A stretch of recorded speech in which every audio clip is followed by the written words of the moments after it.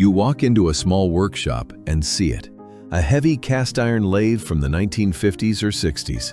Rusty in places, but the ways are still straight. The spindle runs smooth, and it cuts metal like butter. Nearby sits a brand new CNC mill. Plastic covers, touchscreen, LED lights. After a year of use, the touchscreen glitches, a servo motor whines, and the whole thing needs expensive parts. It's a scene repeated in garages and small shops around the world.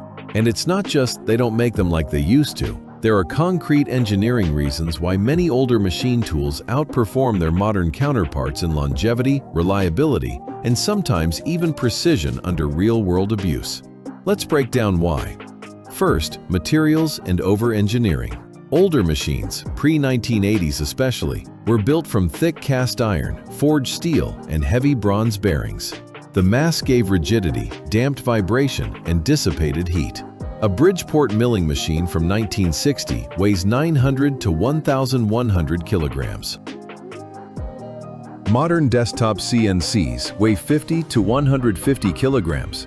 That mass isn't wasted. It absorbs chatter, reduces flex, and lets the machine take deeper cuts without deflecting. Modern designs use finite element analysis to remove every unnecessary gram. Aluminum frames, thin sheet metal, composite covers, all optimized for cost and shipping weight. It works great in ideal conditions, but in a dusty garage with uneven floors or heavy interrupted cuts, the lack of mass shows. Vibration increases, accuracy drops, components fatigue faster.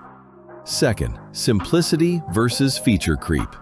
Vintage lathes and mills had mechanical lead screws, hand wheels, belt drives, and basic gearboxes. No circuit boards, no servos, no software. If something wore out, a jib strip, a bearing, a gear, you could replace it with basic tools and off-the-shelf parts. Modern CNC machines pack in stepper/servo motors, ball screws, linear rails, touchscreens, probing systems, wireless connectivity, auto tool changers. Each adds failure points. A failed driver board, corrupted firmware, or dead encoder, and the machine is down until expensive parts arrive. Third, repairability and standardization. Old machines used standard threads, standard bearings, standard belts. Parts were interchangeable across brands. You could rebuild a South Bend lathe from the 1940s with parts from eBay or local suppliers. Modern machines often use proprietary components, glued assemblies, sealed units. Repair costs more than the machine is worth after warranty. Many are disposable by design, planned obsolescence in action. Fourth, tolerance to abuse and environment. Older machines were built for factory floors, dust, oil, vibration, temperature swings. Cast iron doesn't care about coolant splashes or chips piling up. Hand-scraped ways self-adjust slightly over time. Modern machines are sensitive. Electronics hate dust and humidity. Linear rails need perfect alignment and constant lubrication. Ball screws hate side loads. A small crash or chip jam can ruin thousands of dollars in precision components. Real examples? A 1950s Monarch 10EE lathe. Legendary precision, still used in tool rooms today. No electronics to fail. A modern Chinese mini lathe. Great value, but plastic gears strip, electronics burn, ways wear fast under heavy use. Old manual milling machines, Bridgeport clones, take abuse for decades.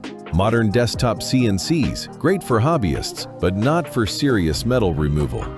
Of course, modern machines win in speed, repeatability, and complex parts.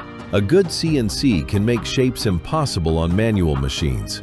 But when the question is, which will still be cutting metal in 20 years with minimal repairs? Vintage often wins because it was built with different priorities: longevity, simplicity, and abuse tolerance over bells and whistles.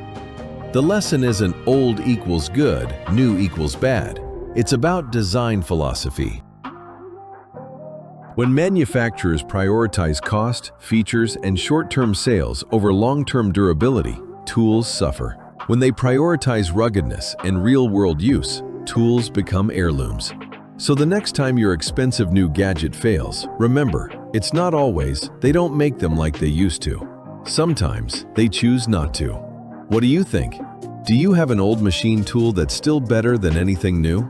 Or do you prefer modern features over longevity? Drop your thoughts in the comments. I read every single one. In the next video, we'll explore another everyday thing, how paper is actually made and why it's still irreplaceable in the digital age.